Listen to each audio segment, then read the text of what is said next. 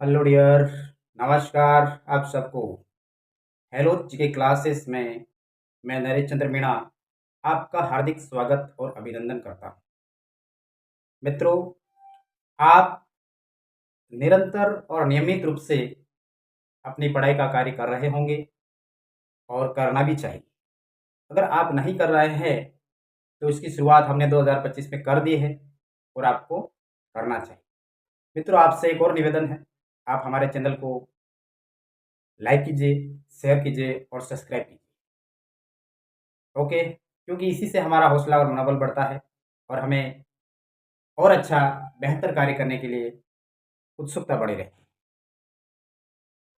हम राजस्थान भूगोल की इस सीरीज में राजस्थान के भौतिक प्रदेश पढ़ रहे हैं और राजस्थान के भौतिक प्रदेशों में हम दक्षिणी पूर्वी पठारी प्रदेश को पढ़ रहे थे और दक्षिणी पूर्वी पठारी प्रदेश का हमने दो भागों में विभाजन किया था कि एक तो भूगर्भिक संरचना, और भूगर्भिक संरचना में हमने पढ़ा था विंध्यन कगार भूमि और great boundary fault GBH, great boundary fault जीबीएफ।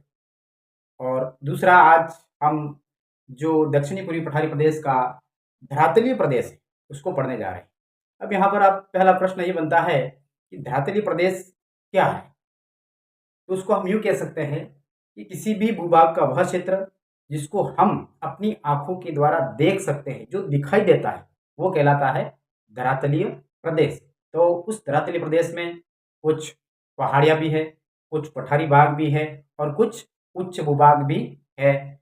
इसको इसमें सम्मिलित किया जाता है।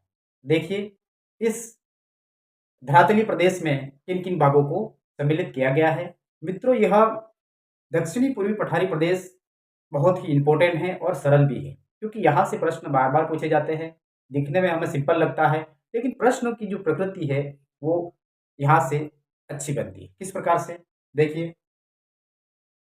पहला प्रश्न यहाँ से ही बनता है हाड़ौती का पठार, और सरल और सीधा प्रश्न बनता है कि हाड़ौती का पठार कहाँ पर है। यह हाड़ौती का पठार किन क्षेत्रों में फैला हुआ है। तो यह है कोटा, बूंदी, झालावाड़ और बारां। मतलब यूं कह सकते हैं कि यह जो दक्षिणी पूर्वी क्षेत्र है राजस्थान का, उसके चारों जिलों में फैला हुआ है। ठीक है, तो चारों जिलों में फैला हुआ है हाड़ौती का पठार। अब प्रश्न यूं भी आ सकता है कि निम्न में से हाड़ौती का पठार किस क्षेत्र में या किस जिले में नहीं है। तो यहाँ से 3 जिले देगा, कोई एक जिला छोड़ देगा, या सुमेलित करने का भी दे सकता है, कैसे भी दिया जा सकता है। या हाड़ौती का पठार अगर थोड़ा टफ लेवल का क्वेश्चन बनता है तो कथन में भी दे सकता है कि हाड़ौती का पठार कौन से जिला समूह में है, कोटा, बारां, बूंदी, झालावाड़, दूसरा कोई मिक्स डाल देगा। इस टाइप से भी बन सकता है। अब यहाँ पर दूसरा और महत्वपूर्ण भूभाग है डाबी का पठार। ठीक है, डाबी का पठार। अब दक्षिणी पूर्वी पठारी प्रदेश का जो धरातलीय प्रदेश है उसका इम्पोर्टेंट भाग है डाबी का पठार। सिंपल सा प्रश्न आता है कि डाबी का पठार कहाँ पर है। कोटा और बूंदी में। मतलब यह कोटा और बूंदी 2 जिलों में इसका विस्तार है या फैला हुआ है। प्रश्न ऐसे आएगा कि डाबी का पठार किस भौगोलिक प्रदेश का भाग है। तो दक्षिणी पूर्वी पठारी प्रदेश का भाग है। जो क्वेश्चन अभी एग्जाम में आ रहे हैं उसके हिसाब से तो यहाँ पर ये कुछ इसका क्वेश्चन बनेगा कि डाबी का पठार किस का भूभाग है। तो दक्षिणी पूर्वी पठारी प्रदेश का भूभाग है। और दूसरा आसान प्रश्न बनता है कोटा और बूंदी में फैला हुआ है। यहाँ से 2 ही प्रश्न बनते हैं। फिर बार बार पूछा जाने वाला प्रश्न है मुकुंदरा की पहाड़ियां। मुकुंदरा की पहाड़ियां, पहला प्रश्न यहाँ पर यह बनता है कि मुकुंदरा की पहाड़ियां किसका भूभाग है। तो दक्षिणी पूर्वी पठारी प्रदेश का भूभाग है, एक बात। दूसरी बात, मुकुंदरा की पहाड़ियां का विस्तार किन जिलों में है। तो इसका विस्तार झालावाड़, कोटा 2 जिलों में है। और मुकुंदरा की पहाड़ियां है, इसकी एक ऊंची चोटी है, हाईएस्ट पीक, जिसको क्या बोलते हैं, एचपी मतलब हाईएस्ट पीक, सर्वोच्च श्रेणी, और उसका नाम है चांदबाड़ी। इसका क्या नाम है, चांदबाड़ी। और यह इंपोर्टेंट है क्योंकि दक्षिण पूर्वी पठारी प्रदेश में ऊंची चोटी है ये चांदबाड़ी की चोटी। ठीक है, अब मित्रों इसी मुकुंदरा की पहाड़ियों में एक दर्रा है, उसका नाम है घटोली गोपा। उसका क्या नाम है, घटोली गोपा का दर्रा। इंपॉर्टेंट है, यह भी प्रश्न पूछा गया है कि घटोली गोपा का दर्रा कहाँ पर है, किस क्षेत्र में है, किस भूभाग में है। दक्षिणी पूर्वी पठारी प्रदेश में है और यह झालावाड़ और कोटा में है। और कौन सी पहाड़ी में पूछे तो उसका आता है मुकुंदरा की पहाड़ियां। एग्जामिनर का पसंदीदा वो क्वेश्चन है कि मुकुंदरा की पहाड़ियां कहाँ पर है। दक्षिणी पूर्वी पठारी प्रदेश में बार बार पूछा जाने वाला प्रश्न है यह। नेक्स्ट है बूंदी की पहाड़ियां। ये भी बार बार पूछा जाता है कि बूंदी की पहाड़ियां कहाँ पर है, इसके नाम से स्पष्ट है।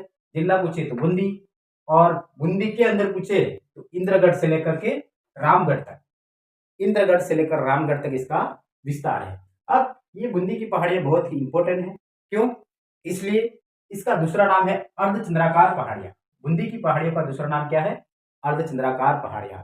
और उसका तीसरा नाम आड़वाल की पहाड़ियां भी है। अगर बूंदी की पहाड़ियां ना दे तो उसको आड़वाल की पहाड़ियां भी दे सकता है, लेकिन ज्यादातर प्रश्न आता है अर्धचंद्राकार पहाड़ियां कहाँ पर है, तो वह है बूंदी की पहाड़ियां। क्योंकि हमें बूंदी की पहाड़ियां कहाँ पर है यह तो नहीं पूछेगा, क्योंकि उसके नाम से स्पष्ट है बूंदी की पहाड़ियां बूंदी। लेकिन प्रश्न पूछा जाता है अर्धचंद्राकार पहाड़ियां कहाँ पर है, तो बूंदी में। और इसकी सबसे ऊंची चोटी का नाम, हाईएस्ट पीक, इसका नाम है सतुर श्रेणी, और इसकी ऊंचाई है 353 मीटर। सतुर श्रेणी 353 मीटर इसकी ऊंचाई है। और यहां से सतुर श्रेणी से यह प्रश्न आता है यह किसका भूभाग है या किसका भाग है, तो यह भी हाड़ौती पठार का भाग है। ठीक है। नेक्स्ट आती है रामगढ़ की पहाड़ियां। रामगढ़ की पहाड़ियां, और रामगढ़ की पहाड़ियां है वो बारां जिले में। कहां पर है?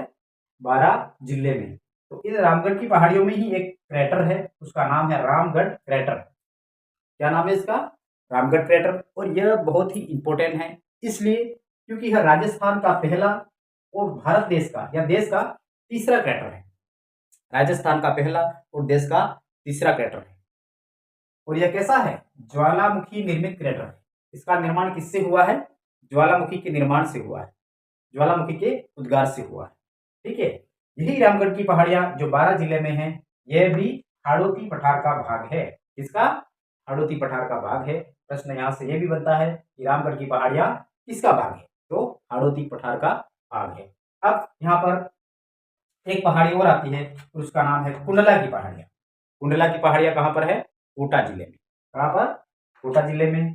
फिर आता है डग गंगदर क्षेत्र कहाँ पर है, या डग गंगदर उच्च भूमि कहाँ पर है, तो वह है झालावाड़ जिले में।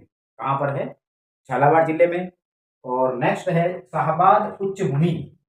शाहबाद उच्च भूमि कहाँ पर है, तो यह बारां जिले में है। कहाँ पर है?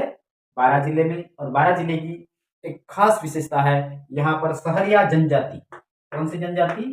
सहरिया जनजाति सर्वाधिक पाई जाती है। अभी भी संस्कृत सेकंड ग्रेड में आया था प्रश्न, बारां जिले में सहरिया जनजाति कहाँ पर सर्वाधिक पाई जाती है, कौन सी तहसील में सर्वाधिक पाई जाती है, तो किशनगढ़ में सर्वाधिक पाई जाती है।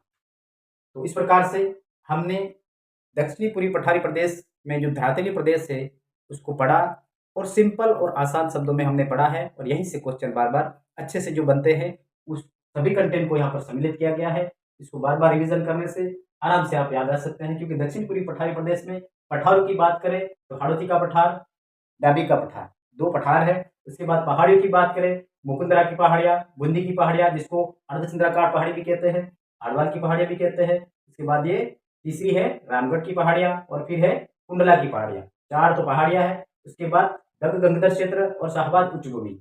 ऊपर ऊपर से पूछे तो ये पठार कहाँ पर है आ जाएगा, ये पहाड़ियां कहाँ पर है, और ये डग गंगदर और शाहबाद उच्च भूमि कहाँ पर है, किसका भूभाग है, जैसे भी आ सकता है। तो इस प्रकार से मित्रों आज यह छोटा सा टॉपिक हमने लिया था, और यहीं पर एंड होता है। मित्रों आपसे निवेदन है कि आप चैनल को सब्सक्राइब कीजिए, लाइक कीजिए और शेयर भी कीजिए। आपका कर्तव्य बनता है कि इतना तो आप कर ही सकते हैं, क्योंकि हम भी आपके लिए कुछ कर रहे हैं, तो आपको भी दक्षिणा के रूप में इतना करना चाहिए। ओके, जय हिंद साथियों।